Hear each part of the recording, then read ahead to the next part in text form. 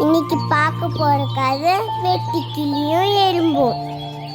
ஒரு நாள் மத்தியான நேரத்துல வெட்டுக்கிளி ஆடிட்டு குதிச்சுட்டு சந்தோஷமா இருந்துச்சு.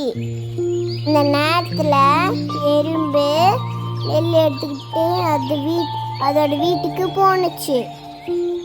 இப்ப அந்த பார்த்து வெட்டுக்கிளிக்கு உனக்கு என்ன அவசரம்?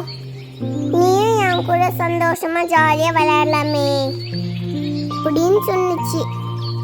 அதுக்கு எறும்பு, இன்னும் கொஞ்ச நாள் வெயில் காலம் முடிஞ்சிடும், அப்புறம் மழை காலம் வந்துடும். மழை காலத்துல யாருமே வெளியே போக முடியாது. அதனால எனக்கு அதுக்கு தேவையான உணவை இப்போதைக்கு இருந்து என் வீட்டில் சேர்த்து வச்சுக்கிறேன் அப்படின்னு சொன்னுச்சு.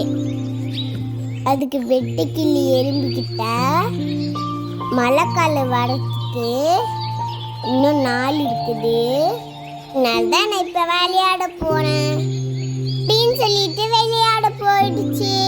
ஆட்கள் கடந்தது. அடுத்தது மழைக்காலம் வந்துச்சு. தான் சேர்த்து வச்ச உணவு உண்டு என்னோட வீட்டில் எறும்பு இருந்துச்சு. ஆனால் வெட்டுக்கிளிக்கு உணவை எதுவும் கிடைக்காத மலையில சுற்றி அலைஞ்சிட்டு இருந்துச்சு. இப்போ வெட்டுக்கிளிக்கு எறும்பு உணவை சேர்த்து வச்சிருந்தது. அதுக்கு ஞாபகம் வந்துச்சு. எறும்புக்கிட்ட உணவை கேட்கலாமனே ஞாபகம் வந்துச்சு. வெட்டுக்கிளி எறும்போட வீட்டுக்கு போனுச்சு. எனக்கு ரொம்ப ரொம்ப பசிக்குது, சாப்பிட்றதுக்கு உணவை கிடைக்குமான்னு கேட்டுச்சு. தான் சேர்த்து வச்ச உணவிலிருந்து வெட்டுக்கிளிக்கு கொஞ்சம் கொடுத்துச்சு.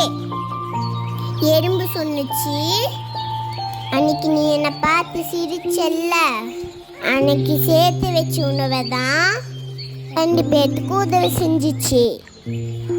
அதனால தான் சோம்பேறித்தனம் இல்லாம உடமையா உழைக்கணும்.